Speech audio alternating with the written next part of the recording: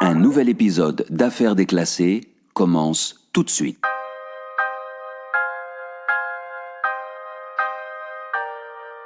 Dans la matinée du 27 décembre 2006, à 9h du matin, Louisa Varayeva prend son service en tant que femme de chambre dans un grand hôtel du centre d'Angers.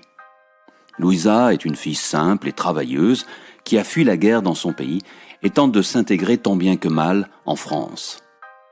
Le salaire n'est pas bien grand, mais pour la jeune femme, mère de 2 enfants, cet argent est extrêmement important. Non seulement il lui permet de nourrir sa famille, mais en même temps, il lui offre la possibilité d'aider les siens restés dans la banlieue de Grozny, la capitale tchétchène, où la vie est toujours difficile. En tout cas, bien plus qu'en France. C'est pour cela que la jeune femme travaille sans se plaindre et est très appréciée par ses employeurs. Louisa se dépêche de rejoindre le bureau du manager où elle reçoit son planning de chambre à nettoyer.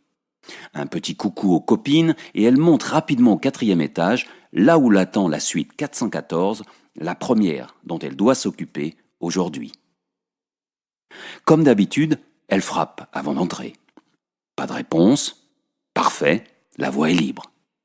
Louisa ouvre la porte avec son passe avant de la bloquer avec une cale en caoutchouc afin de pouvoir ressortir sans difficulté, les bras chargés des serviettes et des draps sales.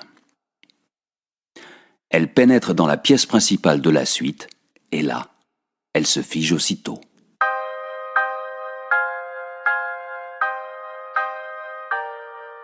Des images des heures les plus noires de sa jeunesse en Tchétchénie remontent en elle. Des séquences qu'elle avait réussi à enfouir au plus profond de sa mémoire, de celles qui lui donnaient des cauchemars zébrés de rouge sang. Là, directement sur la moquette, une femme, blonde aux cheveux plutôt longs, est allongée, habillée. Ses yeux sont fermés. Elle paraît dormir, la tête penchée sur le côté. Jambes légèrement écartées, cachée par sa longue robe noire froissée, on dirait qu'elle revient d'un bal et qu'elle s'est endormie, épuisée, au pied du lit.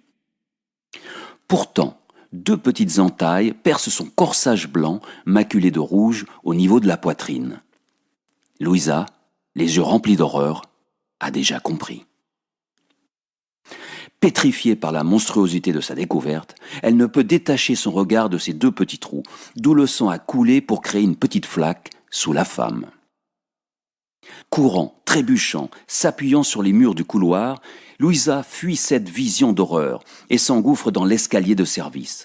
Elle descend, haletante, les 4 étages, risquant à tout moment de se casser le cou. Elle atteint le hall où elle débouche, les yeux hagards et la bouche ouverte, au milieu des clients plus que surpris.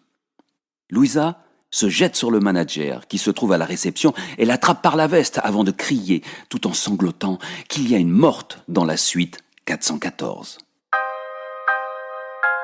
Ainsi commence l'affaire Roussel, une histoire qui va véritablement bouleverser la France, scandaliser le monde de la musique classique et faire de la ville d'Angers le centre de toutes les attentions plus ou moins voyeuristes, avec son cortège de journalistes à la recherche du moindre indice à se mettre sous la dent.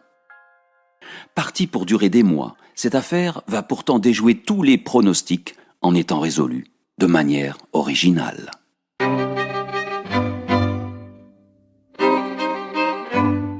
Merci d'avoir suivi ce nouvel épisode d'Affaires déclassées. La suite de ce dossier brûlant dès demain sur Facebook, Twitter ou sur votre plateforme de podcast favorite. Vous pouvez même laisser un message vocal gratuitement en utilisant l'application Encore ou Anchor sur votre smartphone ou tablette. Encore, ça s'écrit A-N-C-H-O-R. N'hésitez pas à y poser vos questions ou à partager vos commentaires directement à partir de votre portable ou de votre tablette, donc grâce à cette application Encore. Si vous voulez connaître l'issue finale de cette affaire déclassée, vous pourrez le faire dès vendredi avec la sortie du livre en e-book et papier qui vous donnera toutes les clés sur cette bien sombre histoire, un véritable thriller.